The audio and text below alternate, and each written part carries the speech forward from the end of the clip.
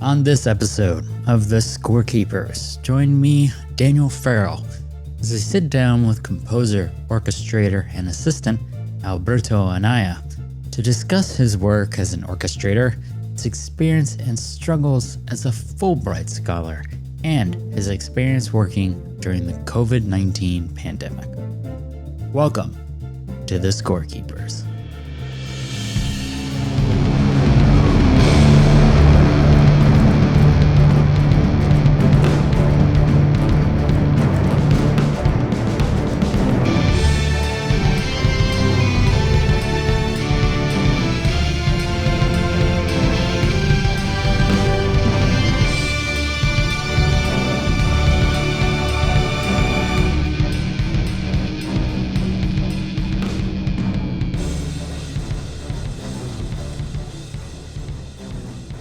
Welcome to the show, Alberto. It's great to have you on. Before we get started, can you give us an introduction for the audience? Hi, thank you so very much for having me. Well, I am a composer, keyboardist, orchestrator. I was born in Spain. I'm Spanish, the most beautiful land in the world, Andalusia. I'm pretty much in love with it. I'm moving to LA soon, and I went through the traditional path as a composer here at different conservatories in Europe. Then I got the Fullbright scholarship, and I moved to New York to do the screen scoring master's program in NYU. And at the same time, I've been working on long feature films, video games, short films, playing with a bunch of bands, like pretty much whatever comes. And here I am. Yeah, me and Alberto, we did the screen scoring program together at NYU, and it's been a pleasure hearing his music. And you know, he's a great guy, great to talk to, and what a world traveler right now. He's talking to us from Spain, having just moved from Mexico. Yeah. From New York to Mexico to Spain. Yeah. And now we'll be moving now to to LA. LA. Yeah, it's like, well, all over the place. So, you know, what got you started into music originally? This is a funny story. My mom says that when I was a toddler, like when I was a baby, for whatever reason, it took me longer to be able to speak than the other kids, right? It just took me longer to be able to speak when I was a child. But my mom says that whenever I would listen to melodies in the TV, radio, wherever, I would mumble them, and I was like singing pretty much all the time. And then I remember like one of my very first toys and most loved toys that I had. It was this tiny Casio tone, this keyboard, a very tiny keyboard, on which I would play by ear all those melodies. Well, so then my parents, I guess they saw something. They took me to the conservatory. I was 6 or 7 years old, and then the rest, here I am. It all happened so fast. So you started on piano, and then Yes.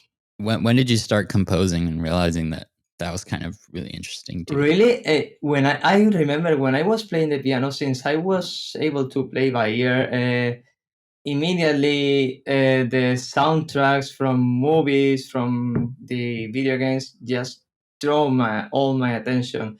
I was able to play them by ear. I was picturing myself as a composer for those films and those movies when I was a kid, like in 8, 9, 10 years old. I don't know. Wow, that's very cool. It's in Spain. It's not that you study for studying music, the music composition degree in Spain. You need like previous titles. Let me kind of explain you this. In Spain, the conservatory degree is 14 years. You have the first 4 elementary. They teach you, music theory, the basics, the very basic. They teach you how to read and write music, like the very, very basic stuff. That's 4 years. Normally, you are from 7 to 11, 12 years old, right? Then you do the intermediate level. Those are 6 years. We call that grado medio or professional, which is normally people between 13 years old and 18 years old, and some adults. Then it's like a deeper approach on your instrument.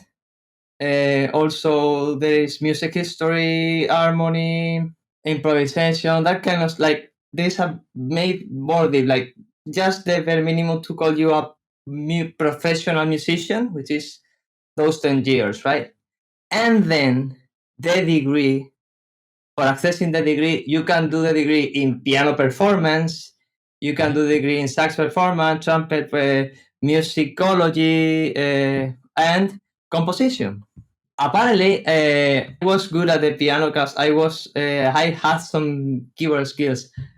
However, I always wanted to be a composer, and on top of that, when I was 15 years old, I got diagnosed with a brain tumor. It was 2010. I had surgery for a brain tumor, and as part of the aftermath, just I can't move my left hand properly, right? And it I have some difficulties to start working, to walk properly and everything. But at the beginning, I was on a bed. I couldn't move myself. So I'm doing great now. Like now I'm king. So I finished my professional degree on piano, and then I decided to do the degree the last 4 years. I told you it was 14, right?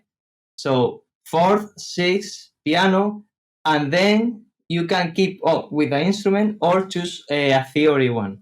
Musicologist, conducting, choir conducting, orchestra conducting, or composition. And I chose composition. Wow, that's good. I mean, I knew I've known people that have done conservatory programs in Conservatory. the United States, but I didn't realize that over in Europe it is really like from a little kid all the way up. It's kind of crazy. Yeah, you don't need to like you. There are some tests, like for instance, if you want to do the professional and skipping the elementary, there are some exams, some access exams. I was jury for those exams as this year, by the way. You are required to like each year has its curriculum, and you can just get there and show that you have the level, and then you can depending on the level you can incorporate. So it's not like, and if you want to do just the degree, you will need to do an examination, like to prove that you are already a musician, right? Because a degree is a very serious thing. We take that kind of things really seriously in Europe. wow. That's nuts. I had no idea that it started at such a young age over there. Yeah. So you mentioned that, you obviously started out on keyboard and you still play keyboard like in bands and stuff. Mhm. How does that uh, influence your writing as a composer, being a pianist? My writing as a composer for visual media, I guess, right? Yeah. Because my concert music is just I think as a contemporary composer I would be more subscribed. I like the sound art better rather than the music. To me, music is sound and time, sound and image in time and space. That can be music now, right? But that's Right. music for a concert, like for the just that is the purpose. Music for its purpose. Its only purpose. Concert music for me. Keyboard there has nothing to do. Sorry. Like yeah, I would make. I have some videos I can share with you. I would make instruments with used papers and stuff, or prepare instruments in a very whatever way, and then have a notation for because I think personally, my language, I think today there is no point in using the notes, the 12 notes. It's like it would be kind of stupid to left all the sounds, all the possible sounds, possibilities that instruments have, also the visual, the performer component. Like the 12 notes are just there, but in my concert music, I like to play with a lot of further stuff, like the sounds from the instrument, the expectations from the audience, that kind of thing. Keyboard really helped me as a composer for the picture, maybe mainly for orchestration, right? Because at the end of my training at Seville High Conservatory, my electives, I chose the piano jazz electives. And also in orchestration, for me, piano is like a tool for orchestration. Like I have voicings, and then I have in my mind some structure, some stuff that I can immediately relate to instruments in the orchestra, and I know it's gonna sound pretty amazing, Right. right? So that's how keyboard relate to my music, I would say. For scoring to screen, where it's a little bit more where we use the notes that you mentioned, Yeah. do you start off on the piano right away for your ideas, or is it all in your brain or at the No, DAW? I start. Oh, I don't have it here. I start on the here. Yes, I start here. Pretty much every cue that I make is at the beginning. It's something like this. All on paper. Okay. That's just the beginning. That's just the chords and the voicings and everything. And then I imagine the rest of the stuff. And then no, this is not me. This is from a client. I end up with something like this, and then I turn that into this for recording sessions. Nice. But if not recording sessions, if only MIDI, Right. I take it from here, man. Like I need to be able to imagine the music. Because if I was to create music on the keyboard, most likely it's gonna lead me to make music that only sounds good in the keyboard. And it will only be keyboard idiomatic. Right? Right. Yeah. Do you understand what I'm saying? Yeah. I feel sometimes when I compose, like if I'm composing at the piano, I'm restricted on my abilities at the piano. But if I take a step back and record on, write on paper or, in a notation, it's Yeah. a little bit Dude, more. no, dude, I don't think that has to do with your abilities on piano. Like, I think for everyone, regardless, you see me playing. I have some skills playing. I've been playing the piano since I was a child, but it has nothing to do with the piano level of people. Like, if you make music here, you are going to make music with these guys. Dude, there is so much stuff going on aside from these guys in regards of articulations, in regards of cliches of every instrument, in regards of I need to be able to lie in the bed and work. I'm working. I'm imagining the music. Okay, I got this. I'm gonna take notes so I don't forget, and then I can do other thing, and then I can come back to the queue and then do it from there. Whenever you see, for instance, here, like any page, right? This would be double bass, cello, violin first, violin second, and then violin first with flute, clarinet, all the oboe, Right. depending, and I take it from there. Like Nice. all is there.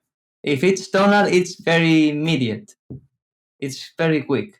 So lately, I've been keeping up with what you've been up to, and I noticed that you've been doing a lot of work with music libraries, including like diner music and stuff like Mhm. that. Can you talk about how you got involved in that kind of area of music and like how you go about doing that?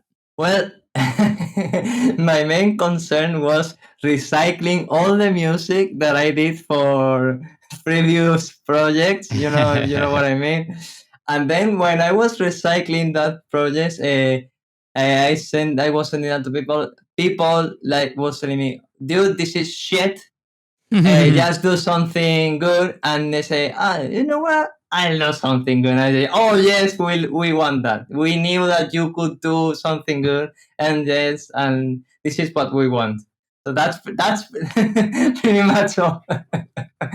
How I got it. Do you remember the Friday Shot one when Eric K came? So like that. I miss okay, like it was. I have all this shit, and it's yeah, and he was like, "Yeah, this is indeed shit. Could you please do something different, and then we will consider you for it?" And okay, I can do something different. Yes, and I insisted, and okay, do you have a also this kind of people? Eric, for instance, he's really really good. Like these guys have the ear to they know what they are gonna right. They are spot on telling you what works and what doesn't work in regards to what they sell, right, or in regards to what it's workable for libraries. So I was very lucky because I learned a lot of stuff from Eric, by the way. Yes, when I was okay, could you please change it? And I don't care. It's like when I make music, dude. I make music like hell. Like I don't mind changing whatever thing for for whatever taste, right? And then in the process of changing something or modifying or considering this for instrument, or in the process of making people happy, you learn stuff. You learn, Yeah. oh, these are the formulas. Oh, this is right. Yeah, I feel sometimes, honestly, like some of the best insights I've had for music is when I've been working with a director, and most directors are not musicians.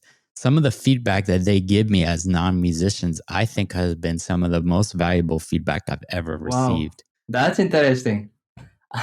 The most valuable feedback I've received from musicians, I have to say. Well, sometimes they just have, they have a way of thinking about music Yeah, that is so that's true. different. That's true, man. Like that is very yes. I know what you say. Like it's yeah. I know totally, man, totally. Because they have the vision from the outside, and that's very Exactly. valuable. Like it's like you cannot eat both, right? You cannot eat both. It's Right, true. It's yeah. true. I know what you. Musicians, you can get super detailed, but it's like you Yeah. said, they're on the inside. Or sometimes you get that outside of the box kind of thought from a Hmm. non-musician, and sometimes you're like, I would have never thought of that. I would have never Yes. conceived that Yes. idea. It also Um, depends on what is your working situation. Like from the most most time you're gonna I know that I'm your guest and you're gonna say that I am God or whatever, but no, man, I'm working. I'm assisting mostly. I am doing orchestration, as I showed you. Like people just hand me sketches like this, like what I say, and it's I like detail. I like that whenever I like that if there is a revision, I can know exactly what I need to change. And I like when I change and I say, okay, thank you. And that doesn't necessarily happen when you work with directors. right, So yeah. Oh, we know let's directors can just say, feel like, I don't really like this. And you're uh, like, well, what do you want? I'm They're like, hearing I don't know. more of a red thing here, right? Or something like that. So yeah, I am more technically driven as a musician. Maybe it's because of my training or because I'm an idiot. I don't know. So you're doing a lot of orchestration. It Mostly, seems like you're getting a lot of orchestration on paper. yes. It depends. I Right. also did whatever I do. If I do it like I am the main composer, like the film, like the long feature that we just premiered in Cantabria, dude, I am not making it. I make the music, make the sound effects, the 5-1 mix, I the ambiences, and it's crazy, dude. Like the way for me to kind of break into the market little by little is like the all-in-one sound guy, Right. Yeah. That's how and I've marketed it's myself too. yeah, It's a lot of work. and it's a lot of work. It's a lot of work. It's a lot of knowledge and a lot of tools that you need to be able to, And then when I work for other people, which I've been very lucky because I am being treated very, very well, I have to say. It's more specific when it's either additional music or orchestration or library. It's pretty much very specific task. Like I would be asked to do what I am best at, right? Normally. Right. So when you're orchestrating or additional music for a different composer, do you find it's kind of difficult, or maybe it's not, of separating your style of music and then writing what the style that they need, like being in their voice as opposed to your voice? Is that difficult for you, or how do you kind of work around that? If you're orchestrating a paso doble, right? Or regardless of who the hell makes the music, there are styles, right? Like, Right. and if you know the cliches of each style, you are just gonna do them, right? That's what is valuable. Like like this. Whenever if there is a melody and I see an F and I see violins, I'm gonna make 3-4 octaves melody, and I'll go for the cliche always, right? If same for percussion, the snare drums on the bells and everything it all just depends on the genre, on the idea that I get. Like I always I always ask this to myself: what this has to sound like, right? Because normally composers, they are busy enough with dealing with clients, they are busy enough, or they have their own style.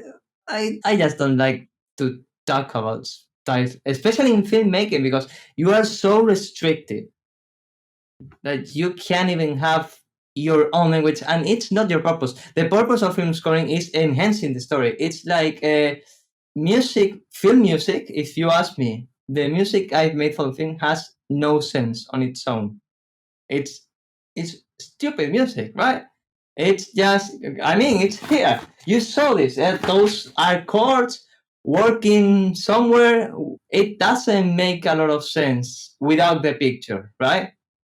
Right. So that's why I don't even consider there is a style, at least in I write music to picture, right? I see the picture, I analyze the picture, I see, the visual rhythm, the shots, the movements, the story, everything, and then I make the music to fit, like tailored to it, right? So when I'm orchestrating, I just go for the very cliches on traditional Western music, to be honest.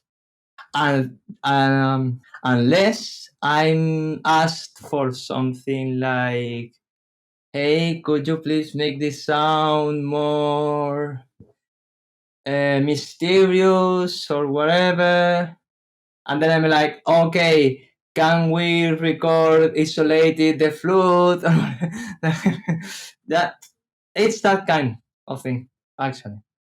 I can some formulas that I use, or that I go to. I have some scores very close to what people expect things to sound like, right? Right. That's how I go at it. Maybe it's not the best way. It's just how I just do it.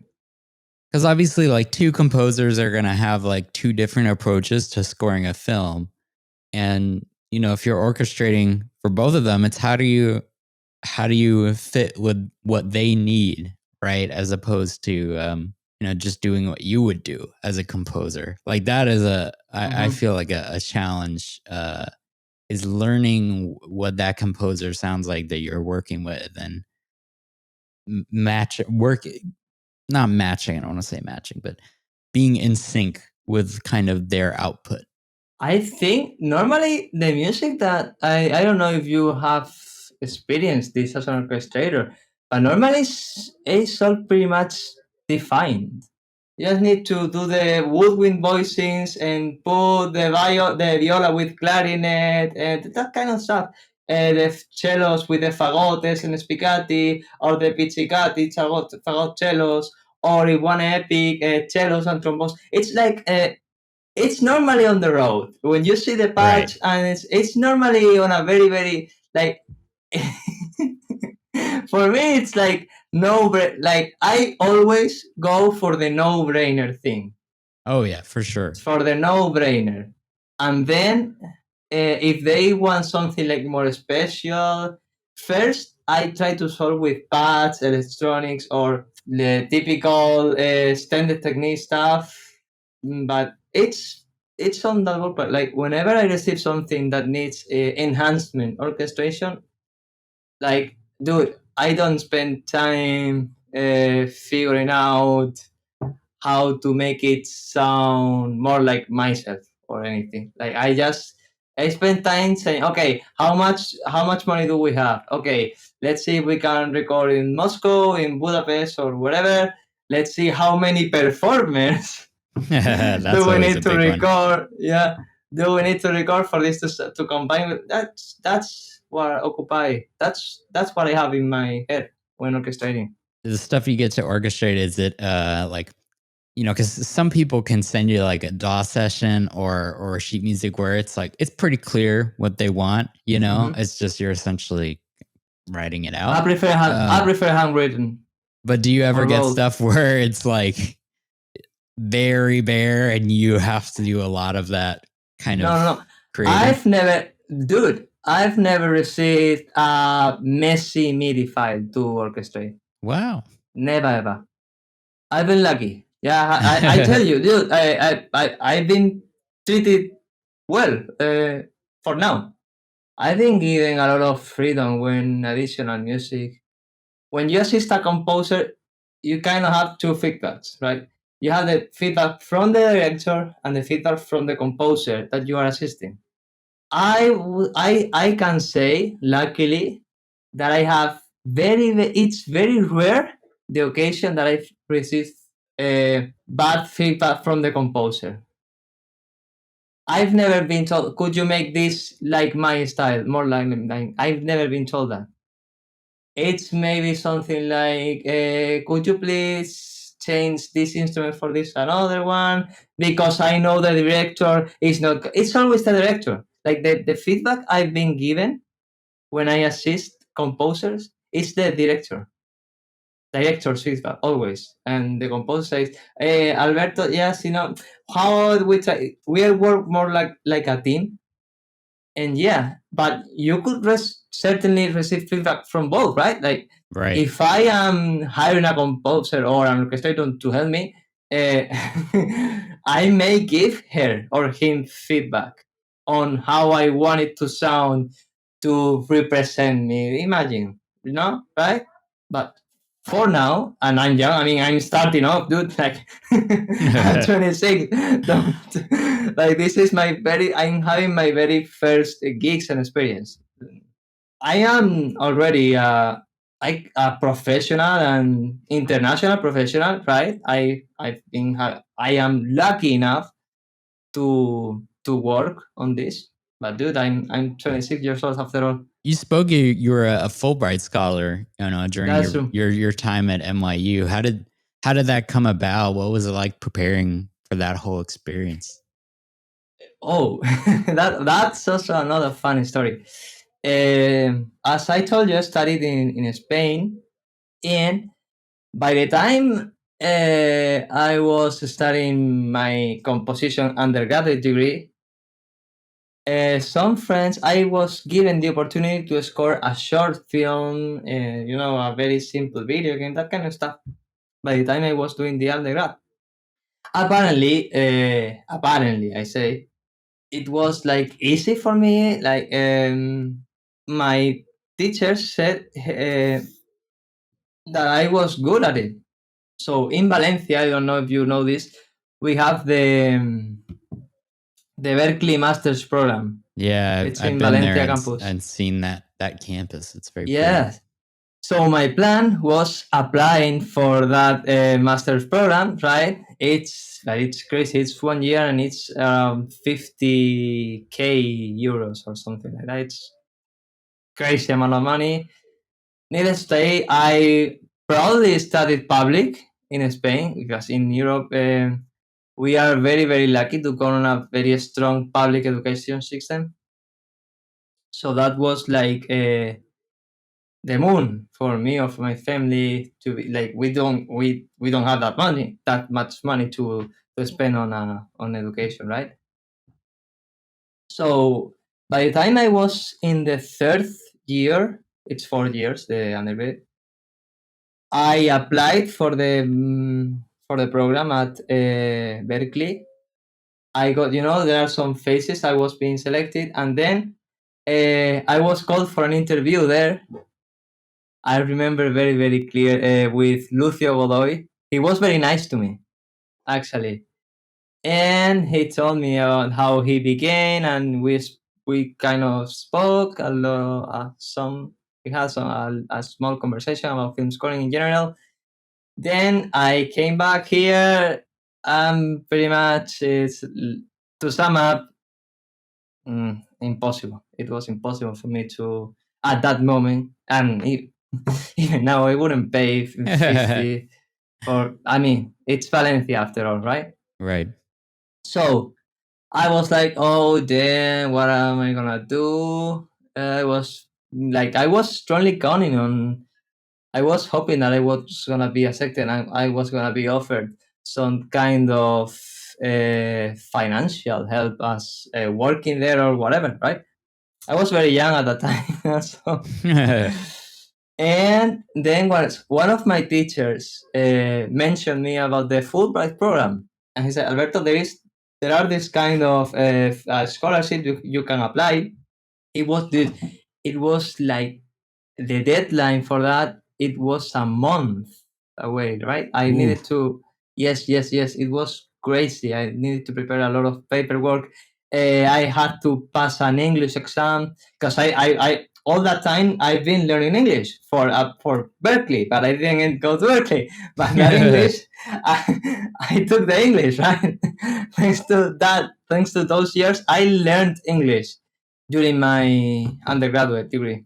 Apparently, Fulbright is something that it's not that you apply and you hit it, you get it, right? People spend normally like years and they try year after year after year, and it was pretty much the same. I was being selected from all over the process, and they called me for an interview.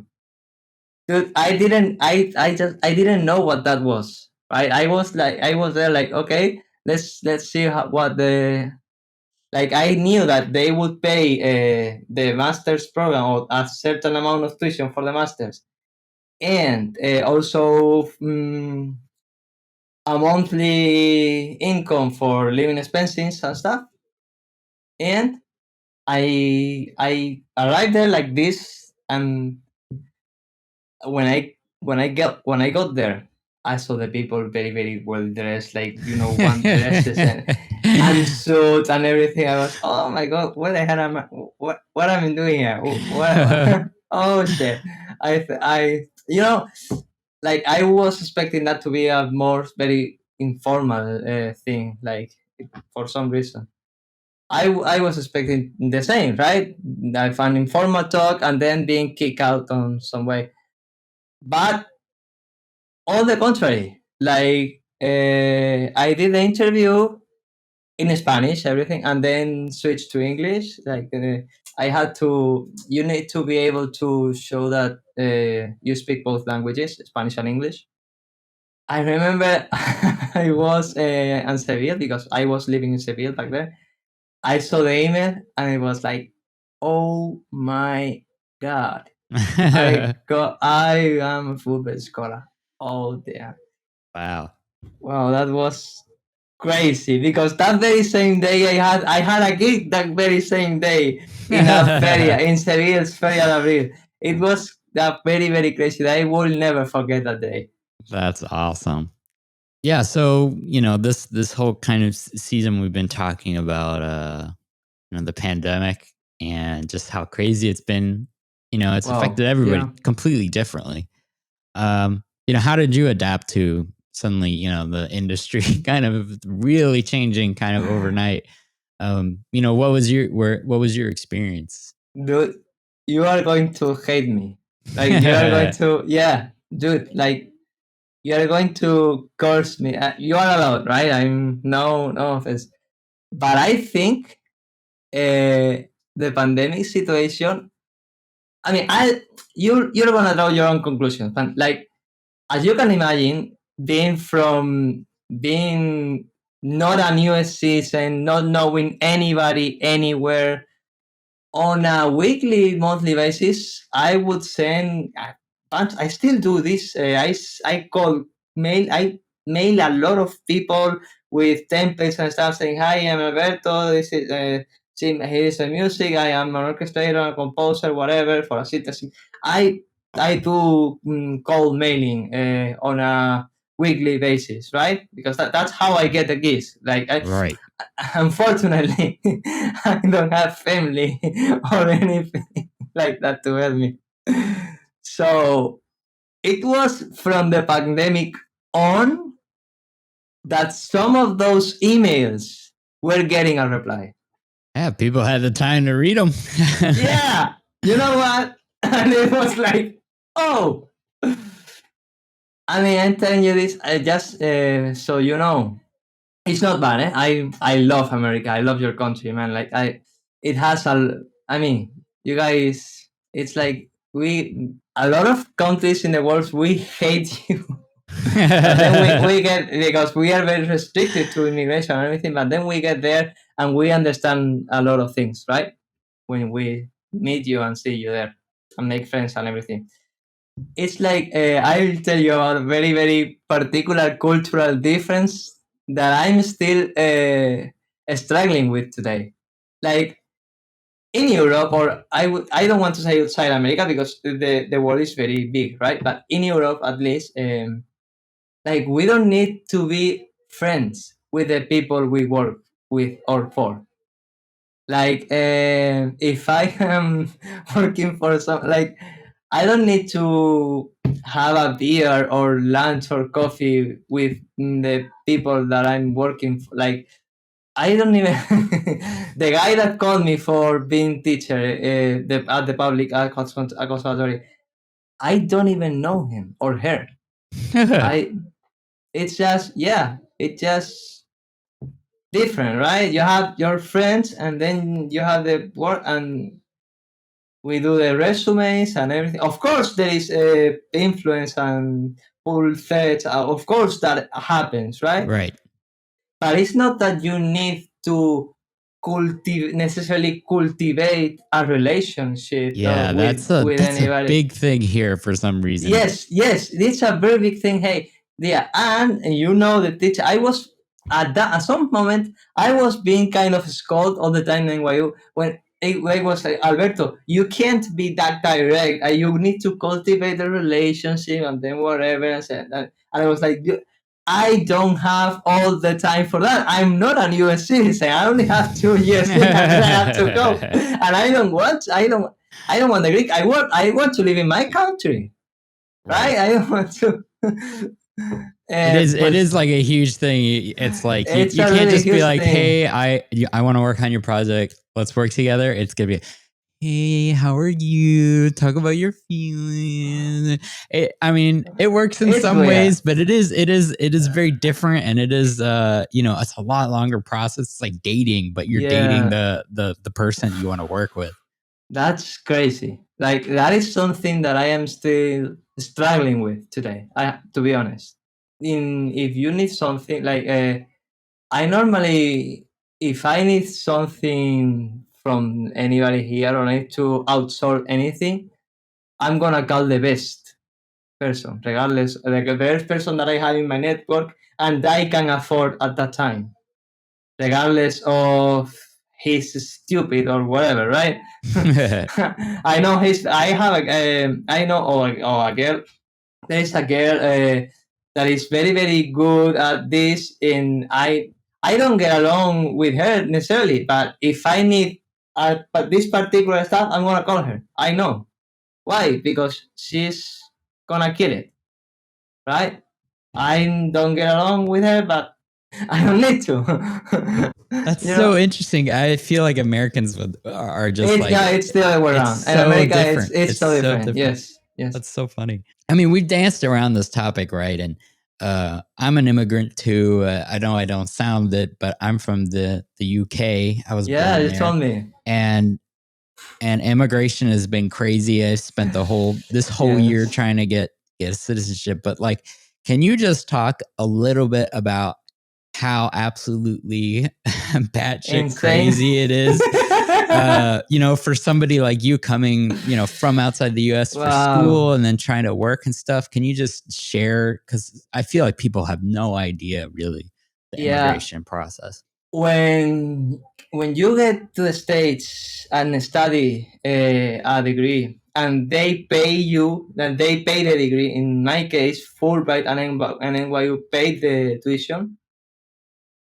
You have a visa that it's called J1 visa. You have financial support.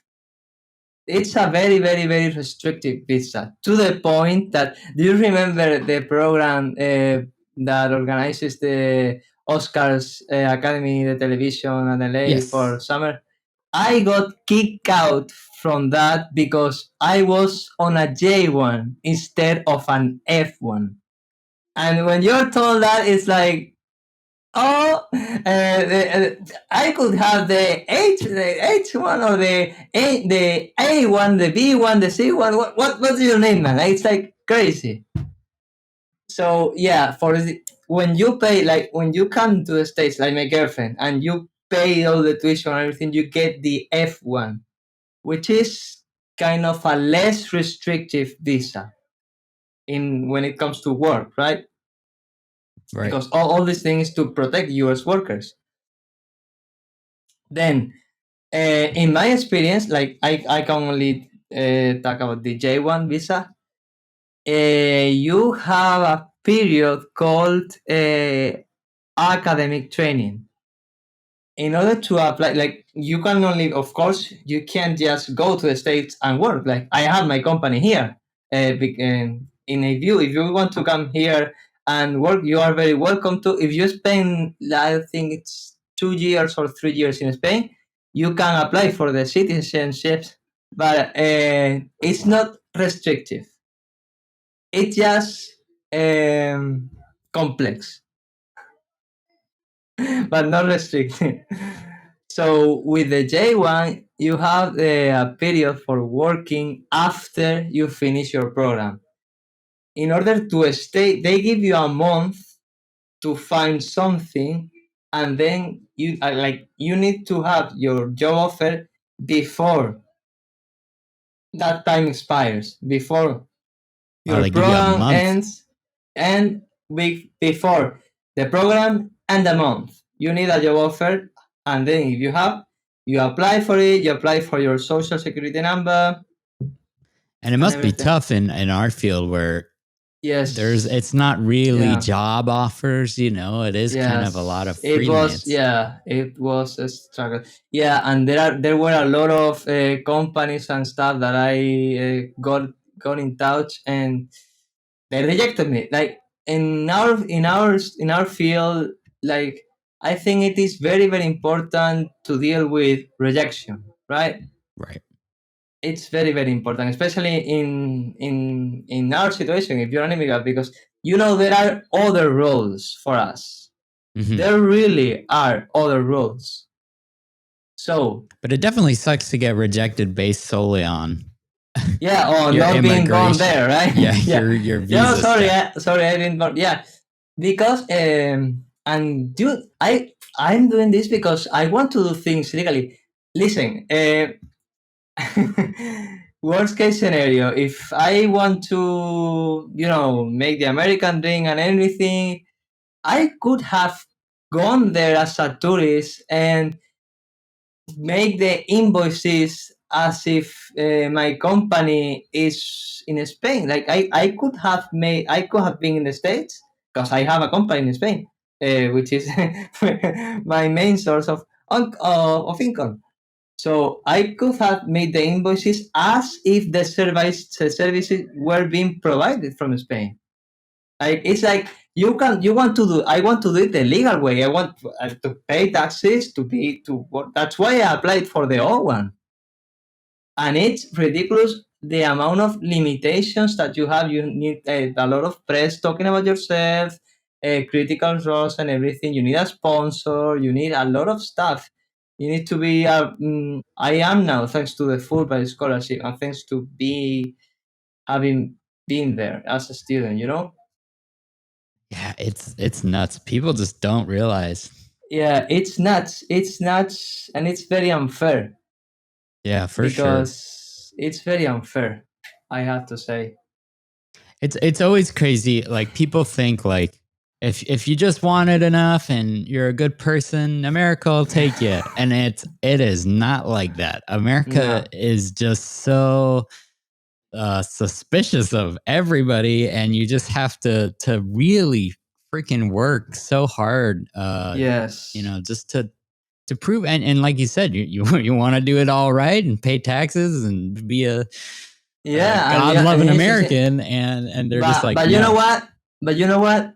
There are very kind people in America. Like that's the administration. That's the government. That's the government, the administration, the barrier. But after that barrier, there is a bunch of people that I mean it's worth it. It's worth it to get to know all of you guys, to share experiences. It's worth it to work with you guys. It's worth it.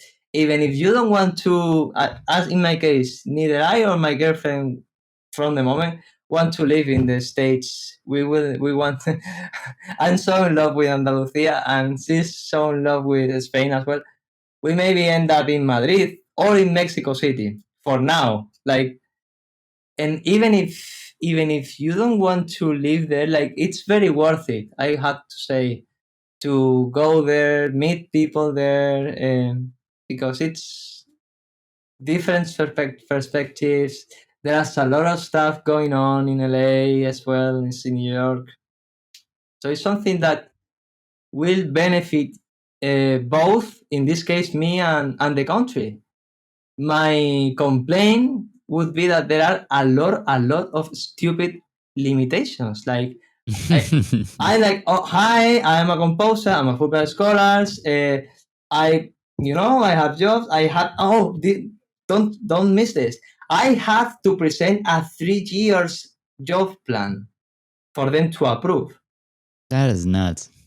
Yeah, like I had to compromise my clients. I have to compromise my clients written that they are gonna give me work for 3 years, which they were gonna do anyway, right?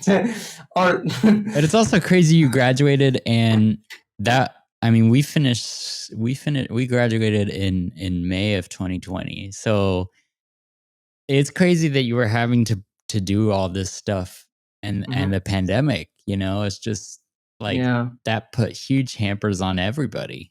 At that time, coronavirus was a very unknown thing, right? Right. My girlfriend had the opportunity to go back to Mexico to stay safe, basically, because New York was Oh yeah, New York is crazy.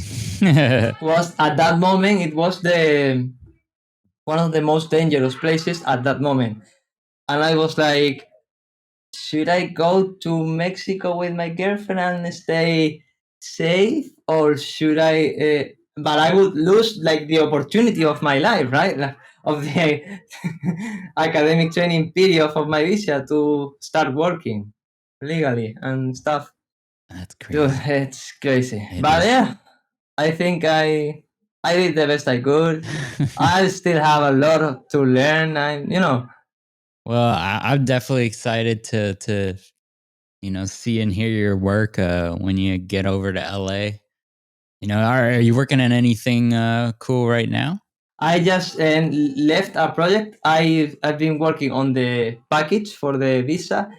It's good. Like, dude, I don't feel like I should boast about this kind of thing because I am aware that there is a bunch of people uh, with the same dream, right? There is a bunch of people desiring to become to I know I'm living the dream of many people, and unfortunately it's not possible for many people. So it's like I mean, if you ask me this, I can tell you outside the interview, but for the moment anybody that wants to keep posted my website or my IMDb, there they can see what I will be working on.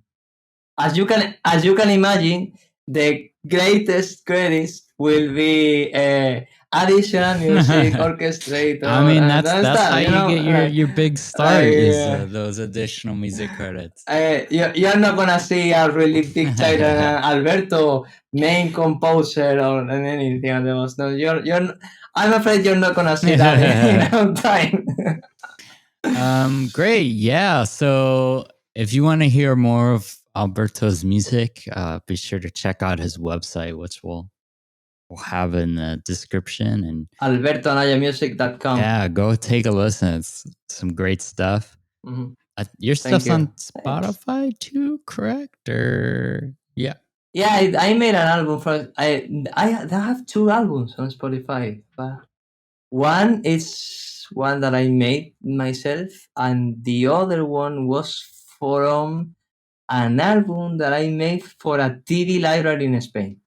Oh, nice. But that is shit. Like, don't listen to that. Like, that's just background music for interviews. Literally, right? They have literally, man. Don't listen to that. Like, it's again. I don't even know why I made the album thing. It's kind of stupid. Like, that music has no sense without the picture. I mean it has no sense. It's dumb music.